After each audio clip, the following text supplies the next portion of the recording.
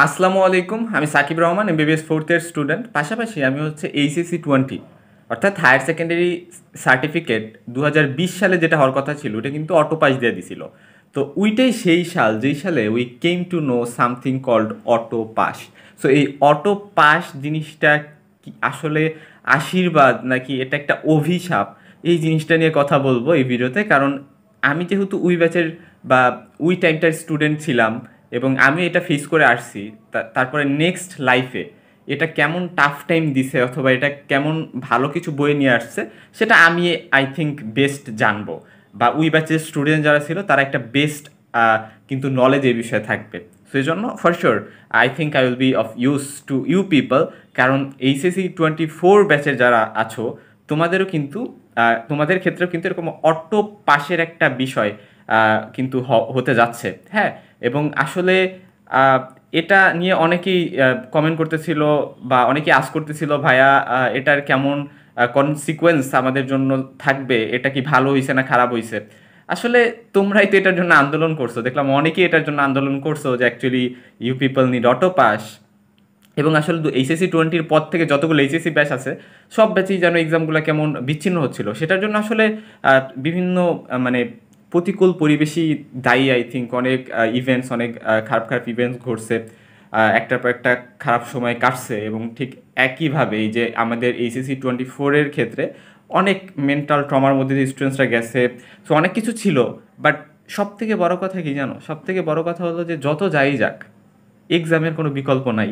So exam হইলে সেটা 100% best হইতো, বাট এক্সাম হয় নাই। এর ফলে একটা মানে বিভিন্ন কিছু ম্যাপিং বা বিভিন্ন কিছু অ্যানালাইসিস করে রেজাল্ট যে দিবে, এর ফলে সব সময় বৈষম্য থাকবে, বৈষম্য থাকবেই। মানে এমন কোনো ওয়ে নাই যেখানে তুমি একটা মানে ভ্যালিড রেজাল্ট ক্রিয়েট করতে পারবা।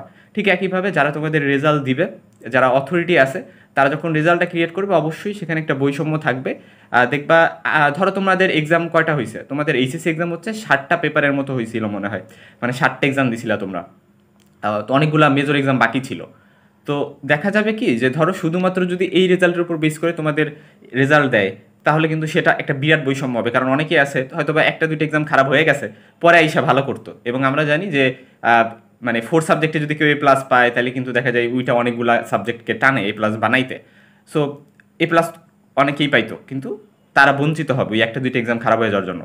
সো এটা একটা বিষয়। আবার যদি এমন হয় যে আচ্ছা কারো সেকেন্ডারি স্কুল সার্টিফিকেট এর রেজাল্টের উপর বেস করে এইচএসসি রেজাল্ট দিচ্ছে, তাহলে তাদের জন্য একটা বিরাট খারাপ অবস্থা। কারণ অনেক স্টুডেন্টস আমি দেখছি যারা এসএসসিতে খারাপ করছে, হয়তো বা 4 পয়েন্ট সামথিং পাইছে, বাট এইচএসসিতে এসে খুবই ভালো করে, খুবই ভালো পড়াশোনা করছে, ওরা জিপিএ 5 পায়। সো ওদের জন্য কিন্তু এটা একটা খারাপ জিনিস হতে যাচ্ছে। আবার এমন যদি হয় যে আচ্ছা যে যে যে পরীক্ষাটা হয়েছে পাশাপাশি এসএসসি রেজাল্ট, এগুলোর ক্ষেত্রে ওরকম সেম একটা অবস্থাই হবে। খারাপ একটা অবস্থা সিচুয়েশন বা ক্রিয়েট হবে যেগুলো যাদের এসএসসি খারাপ হয়েছিল। এখন আমি তো বলে আসলাম যে এসএসসি খারাপ হয়েছে বাট এসএসসিতে ভালো করে পড়াশোনা করতে চায় বা করছে, এদের অনেক কিন্তু খারাপ হবে। এবং সব থেকে বড় কথা কি জানো, যারা এতদিন ভালো পড়াশোনা করে আসছো, তোমাদের একটা ভালো ড্রিম ছিল, একটা ভালো অ্যাম্বিশন ছিল যে তোমরা এইচএসসিতে তো ভালো করবাই, তারপরে তোমরা অ্যাডমিশনও ভালো করবা, তোমাদেরও জন্য একটা কিন্তু খারাপ সিচুয়েশন ক্রিয়েট হবে। কারণ যারা এতদিন পড়াশোনা করে নাই, ধরো ওরাও জিপিএ 5 পেয়ে গেল, এবং ওরা জিপিএ 5 পেয়ে গেলে যে সমস্যাটা হবে যে ওরা যখন অ্যাডমিশন ফেজে যাবে ওরা কিন্তু অ্যাপ্লাই করতে পারবে। এবং সেখানে যখন ওরা অ্যাপ্লাই করতে পারবে, কারণ অ্যাপ্লাইয়ের জন্য একটা জিপিএ রিকোয়ারমেন্ট থাকে, ওরা যদি এমনি এক্সাম হইতো ওরা খুবই খারাপ করতো কারণ ওরা পড়াশোনা করে নাই। সো ওরা যখন এই অ্যাডমিশনে ওইখানে অ্যাপ্লাই করতে পারবে, অনেক একটা গ্যাদারিং হবে, এবং এই গ্যাদারিংটা কিন্তু একটা ডিজাস্টার। হ্যাঁ, গ্যাদারিংটা কেন একটা ডিজাস্টার, কারণ বেশি গ্যাদারিং হইলে বেশি ঝামেলা। দেখবা যে বিভিন্ন ইউনিভার্সিটি, যেমন আমি রাজশাহী ইউনিভার্সিটির কথা উদাহরণ হিসেবে দিই, আমাদের বা রাজশাহী ইউনিভার্সিটিতে মানে জিপিএ 5 পেয়ে অনেকে পরীক্ষায় দিতে পারে নাই, বাট এমনিতে কিন্তু এরকম কখনোই হইতো না। ঠিক আছে, তো জিপিএ 5 অনেকে এক্সাম দিতে পারেনি বিভিন্ন ইউনিটে, এ ইউনিট সি ইউনিট কেন পারেনি, কারণ হচ্ছে গিয়ে ওদের রিকোয়ারমেন্টস, এর থেকে বড় বিষয় ছিল ওদের বেশি মানুষ করে এক্সাম দিতে দিবে না। সো এই কারণে যেটা হয়েছে যে অনেকে এক্সাম দিতে পারেনি, এরকম একটা সমস্যা ক্রিয়েট হবে। তারপরে যে সমস্যাটা সেটা হচ্ছে যে কেউ কেউ এরকম হবে যে হয়তো বা ভালো করে পড়ে নেই এত বছর এতদিন, কিন্তু এই 2-3 মাস পরে চান্স পেয়ে যাবে মেডিকেলে, জানো এটা কিন্তু হবে। তো এইটা যে হচ্ছে যে 2-3 মাস পরে মেডিকেলে চান্স পেয়ে যাবে, কেন? জাস্ট বিকজ ও এইচএসসিতে জিপিএ 5 অটো পেয়ে গেছে। ঠিক আছে, এখন ও খুবই সিরিয়াসলি পড়াশোনা করবে, খুবই সিরিয়াসলি পড়াশোনা করে মেডিকেলে চান্স পেয়ে যাবে। বাট তুমি বলতে পারো ভাই ও তো মেধাতেই চান্স পাচ্ছে, বা আমি তো মেধাতেই চান্স পাচ্ছি, আমি পড়াশোনা আগে করি নাই তো কি হয়েছে। কিন্তু আমি মনে করি সেই এই চান্সটা ডিজার্ভ করে যে এই এইচএসসির 2 বছর ভালো করে পড়াশোনা করছে এবং জিপিএ 5 পাইছে এবং মেডিকেলে পড়াশোনা করে চান্সও পাইছে।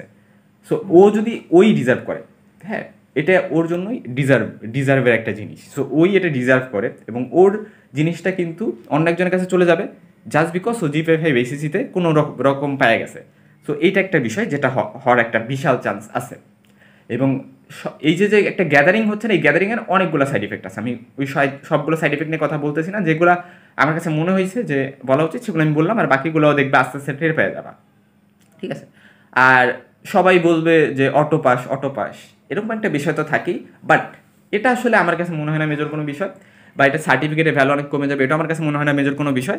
কারণ সার্টিফিকেটের ভ্যালুও কমবে না, সবাই যতই বলুক সবাই আস্তে আস্তে এগুলা মানে অত খেয়ালও করবে না, অত কিছুই হবে না। সার্টিফিকেটের ভ্যালু কমা বা সবার বলে এটা কোনো মেজর বিষয় না। মেজর বিষয় হচ্ছে তোমরা যারা ভালো করে পড়াশোনা করছো তোমাদের জন্য কিন্তু একটা ব্যাড ইফেক্ট পড়বে, তোমাদের ফিউচার লাইফে বা তোমাদের ফিউচার এক্সামগুলোতে একটা ব্যাড ইফেক্টের জন্য পড়বে।